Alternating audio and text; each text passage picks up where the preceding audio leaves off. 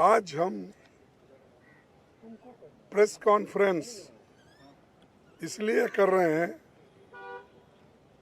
कि राज्यसभा में सरकार हमको बोलने नहीं दे रही। रूल 267 के तहत हम लगातार 11 दिन से ये मणिपुर का विषय उठा रहे हैं और मणिपुर ये सब्जेक्ट या किसी छोटी मोटी घटना नहीं है। ये तो देश का बहुत बड़ा एक घटना है और खास करके हम ये चाहते थे कि प्रधानमंत्री जी सदन में आए, अपने विचार रखे, क्योंकि सिर्फ होम मिनिस्टर का सवाल नहीं है और जो चीज़ें प्रधानमंत्री के अधीन होते हैं, जो सूचनाएं उनको मिलती है, वो सारी सूचना होम मिनिस्टर को नहीं मिल सकता, उसमें लिमिटेशन है। लेकिन यहाँ पर सदन में प्रधानमंत्री आकर बात करने के लिए तैयार नहीं है। वो इलेक्शन प्रचार में है, राजस्थान जा रहे हैं, मध्य प्रदेश जा रहे हैं, छत्तीसगढ़ जा रहे हैं और आज पूना में है। और ऐसी कौन सी बड़ी वहाँ पर इवेंट है कि पार्लियामेंट छोड़कर वहाँ पर जाते हैं और अपोजिशन पार्टी के खिलाफ भी बात करते हैं। कहीं भी जाने दो, अपोजिशन पार्टी को टोकते हैं। और जो व्यक्ति, जो प्रधानमंत्री सदन में रहकर जवाब देने के बजाय ये बाहर जवाब देते हैं, बाहर हमको टीका टिप्पणी करते हैं। अरे भाई, आप सदन में आओ, अपनी बात रखो, हम भी उसको उत्तर देंगे, हम जवाब देंगे। We'll answer to all your questions. But he is going outside and telling. Just he is taking advantage all these things to make election propaganda. Election speeches he is making, he is doing, but he is not ready to do one small statement in the House on Manipur issue, where more than 200 people have died, 5,000 people are injured, nearly 60,000 people are vacated their houses, more than many houses destroyed, सब कुछ वहाँ पर हुआ है। ये होते हुए भी वहाँ पर ये मोदी जी आकर बात करना नहीं चाहते और हमको बार बार ये कहते हैं, सरकार के ओर से भी शायद मैं आज चेयरमैन साहब से हम विनती की, भाई 267 और 176 में बहुत फर्क है, अंतर है।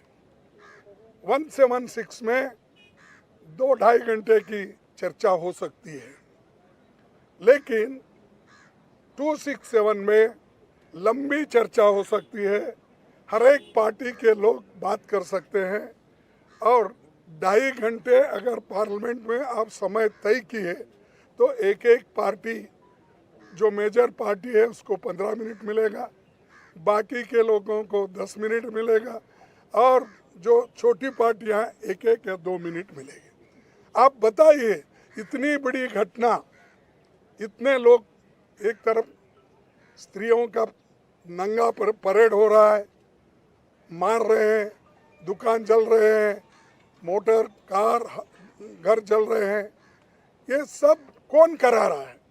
और वो कहते हैं कि अपने होम मिनिस्टर 3 दिन वहाँ थे।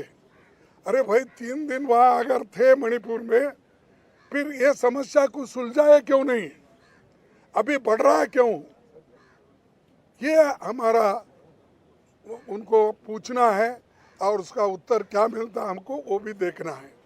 तो इसलिए दोस्तों, हमेशा मीडिया में ये कन्फ्यूजन कर रहे हैं कि वो तो चर्चा के लिए तैयार है लेकिन अपोजिशन पार्टी तैयार नहीं है। अरे अपोजिशन पार्टी तो तैयार है, इसलिए 11 दिन से हम सतत कोशिश कर रहे हैं। पहली बार 65 लोग एमपीस 267 पे नोटिस दिए, इससे बढ़ के क्या होना है।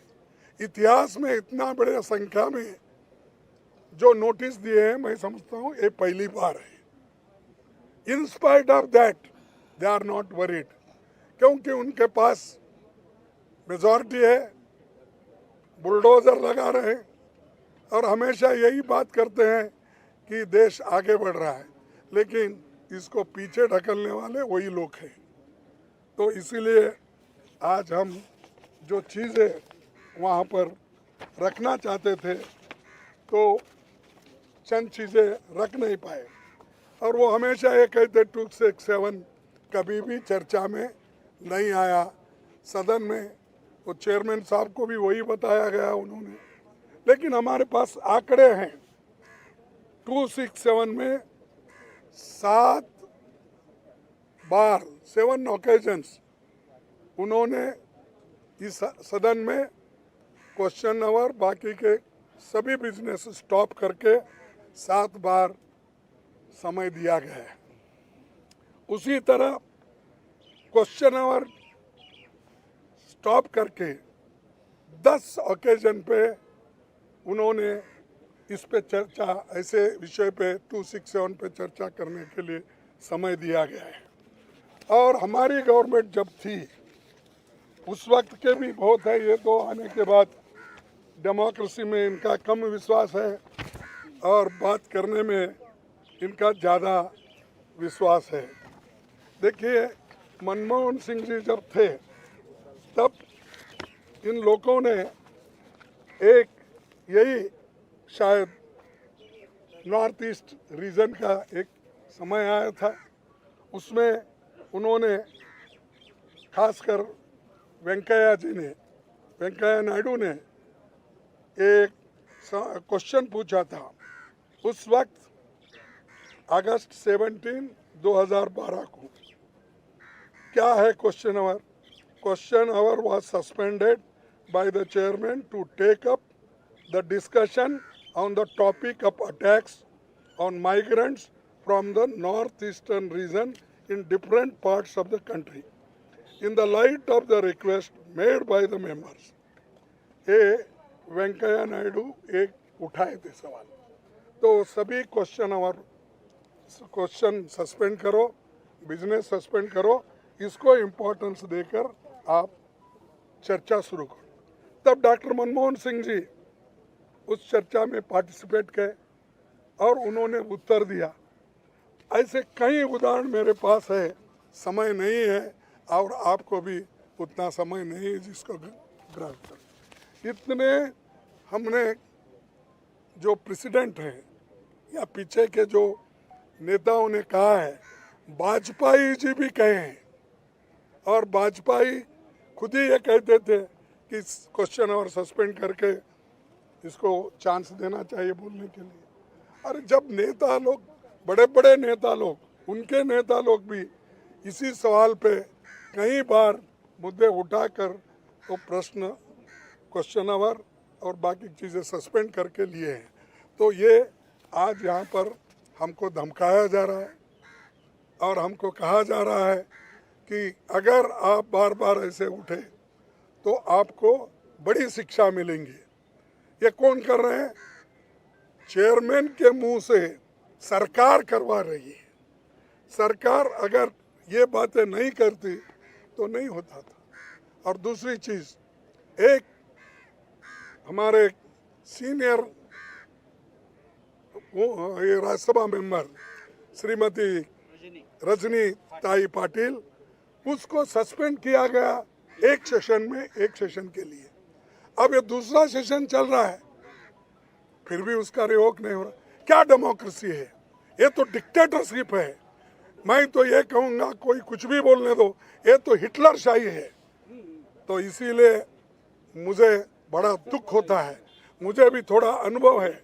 हमेशा मैं पार्लियामेंट में सुबह से शाम तक बैठने की मुझे आदत है, सुनने की आदत है, लेकिन इसको भी कभी हम नहीं भूलना चाहिए कि हम बैठते इसलिए कि विचार दूसरों के सुनने के लिए, लेकिन वहाँ पर कोई भी बात सुनने के लिए भी तैयार नहीं है।